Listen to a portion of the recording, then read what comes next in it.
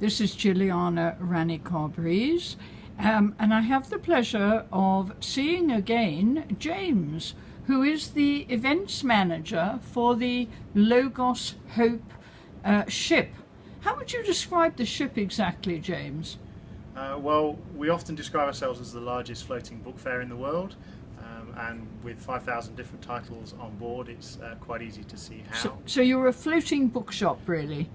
Yes, but we're a lot more than that as well. Of course, of course. That's what we are often known for, but 400 crew, 60 different nationalities. We go around the world and we go to various ports, and our aim is to share knowledge, help and hope with the people that we meet. So we're an organisation that seek to invest in the countries and the ports that we visit. And it's a religious organisation. It's German, isn't it? Well, the charity is GBA Ships, which is based out of Germany, but the organisation is staffed by an international crew. So it's German in name, but it's international in nature. And yes, are the crew paid? No, we're all volunteers. You're all volunteers. Yeah, so it's all found, of course. Yes, so we. But you're given pocket money.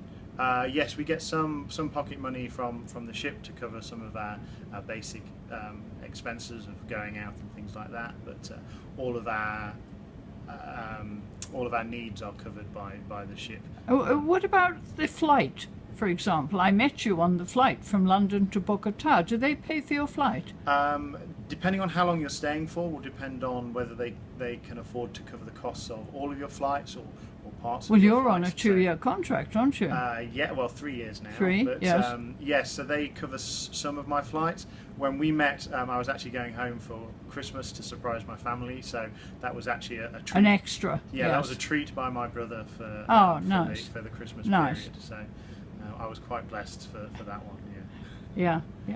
Okay, so this trip is Latin America, and it started in Colombia, and does it end in Mexico via Guatemala, or are you going somewhere else after Mexico? Well, the ship is looking to visit as much of Latin America as possible, so it's starting in Colombia, but it's going to be in Central America and then South America over the next 2.5 years. 2.5 years, yeah. Wow. Yeah, we spent the last year in the Caribbean. Yeah. And the year before that we were in Central and South Africa and Southern Africa.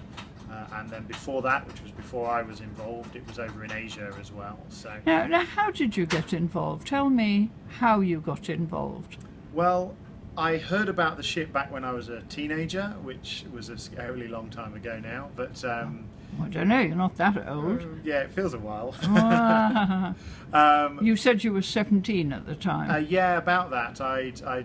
Someone had spoken about this ship that went and did good work around the world, and I thought that sounds really interesting. That sounds like something I'd love to do, but the nature of life is sometimes you end up doing different things, and I was very pleased with what I ended up doing. Well, you were an engineer, you said, a civil engineer. Yes. So I went to study civil engineering, and then I ended up working as a project manager on civil engineering projects.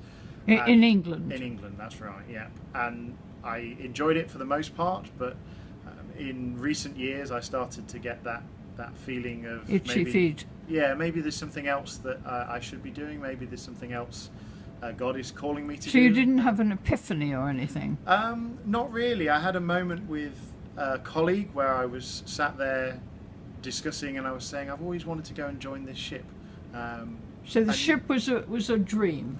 Yeah, one that I hadn't really looked into, but one that had always been in the back of my mind. And I just said to him, I've always wanted to join this ship, and he just turned to me and said, well, why don't you?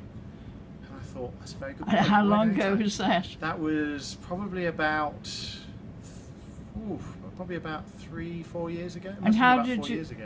So how did you apply? You contact who? Yeah, I went to the GBA Ships website, gbaships.org, and there's a section there where you can find out more information about the ship, but also there's the chance to apply if you'd like to get more information about joining. And And they've been going since the 70s. That's right, yeah. So the ships started running with the Logos back in the 70s, and this is now the 4th vessel. So we've had the Logos, the Doulos, the Logos 2, and then now the Logos Hope. And this is the only one? This is the only one that's floating at the moment, yeah.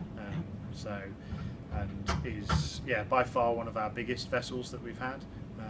But it doesn't take passengers, of course, it's just the crew. That's right, yeah. So the crew and the staff who work on board, both to sail the ship and in that side, but also the staff that keep the ministry and the work that we do going. And you have a German captain? German captain, yes. South Korean director at the moment.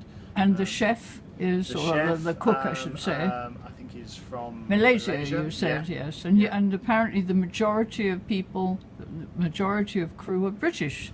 Not the majority, but the largest group on board of any single nationality. But although we have lots of different nationalities, it's a very special environment because we do come from all over the world. We have different ways of doing things, different cultures, so many different things, but actually we all come together for the focus of the ship and get on surprisingly well. So it's a real blessing to be here, and ultimately as Christians, I think our faith plays a big part in that focus to keep us all on track and keeping on going. And you have connections with the churches, don't you, throughout the countries that you visit? Yeah, so you work with the churches. Yeah, so our aim is to make contact with the local churches, to support them wherever we can, to be an opportunity for them to come visit and get access to the literature and the books that we provide on board. But not all the books are religious, I noticed. Not at all. I saw cooking books and notebooks and children's books. The majority. Are there any novels? Or? There's a good selection of novels as well. Normally our stock is over 50%, even 60% secular. So although we are a Christian organisation, it's not just about serving the local church. It's about serving everybody in the communities that we come to visit. So we try to reflect that in the books we sell as well. And you're shortly going to be going back to England for a while? Yes, I have a little bit of break coming up in the next few months, so I will be heading back to see friends and family and everything like that. So when you're on the ship, do you think about back in England, or do you kind of mentally cut off? No, it's often on your mind. You often are remembering that. We have the wonderful things like email and WhatsApp and Facebook to help us to keep in contact with friends and family. But inevitably, when you're focusing on doing one thing, that it is more at the back of your mind sometimes, instead of you can't be thinking about it all the time, or you just be homesick. So. Okay, and do you, is there entertainment? I mean, like cinema? Do you have a cinema? Not really. I mean, we have some meeting rooms on board that we use for when we put on events for the public, that sometimes if we have the time we can use for ourselves, and sometimes we will have community events on board as well for the ship's company, but we're very much required to take care of ourselves in terms of entertainment, so plenty of people sitting around laptops watching movies and things like that. It's not a cruise ship, it's not a luxury liner. No, of course not. Of course not. Yeah. No, it's serious. Okay, well, thank you very much, James, and good luck with everything. Thank you.